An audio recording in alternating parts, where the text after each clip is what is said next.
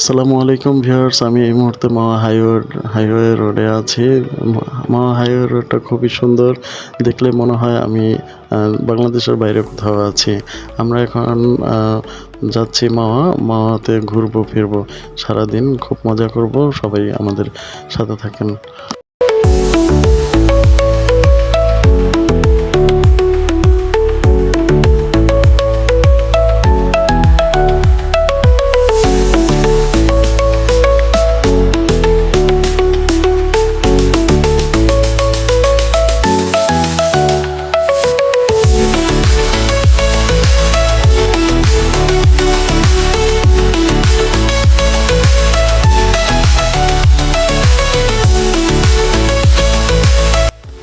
বন্ধুরা, আমি এখন দাঁড়িয়ে আছি মাওয়ার পুরান টার্মিনাল রোড। এইখানকার পরিবেশটা খুবই মনোরম, মুগ্ধকর এবং যেমনটা ভেবেছিলাম ঠিক তার উল্টো। আগে যেরকম দেখেছি যে এখানকার মানুষজন দিয়ে খুব ভরা ভরা ছিল, এখন কিন্তু ওরকমটা দেখা যাচ্ছে না। এখানে পরিবেশ খুবই নীরব এবং শান্ত।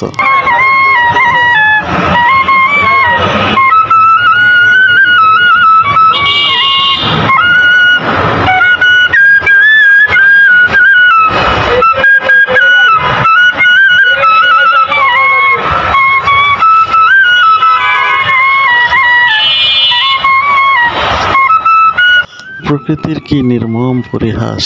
এখানে একটা সময় ছিল কোলাহলপূর্ণ, অনেক মানুষের যাতায়াত ছিল, অনেক জমজমাট ছিল।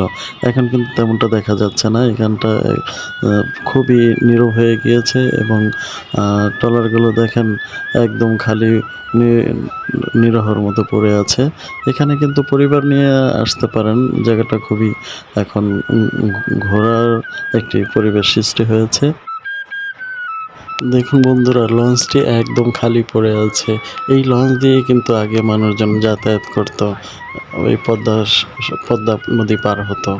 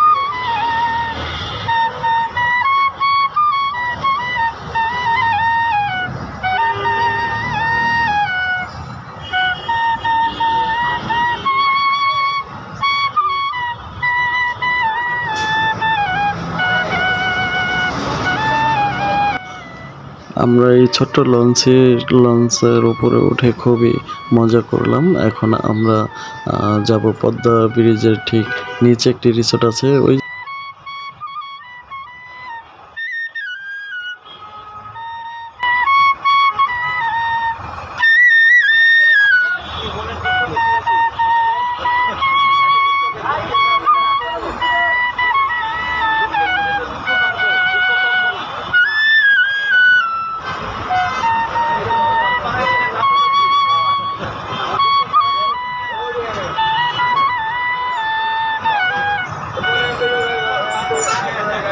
অনেক কষ্ট।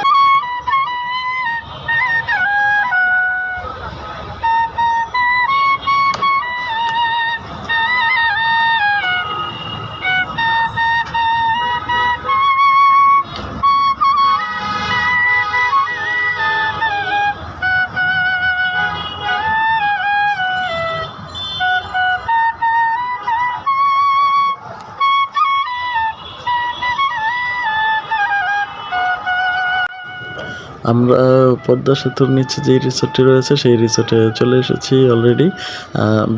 খুব বৃষ্টি এসেছে।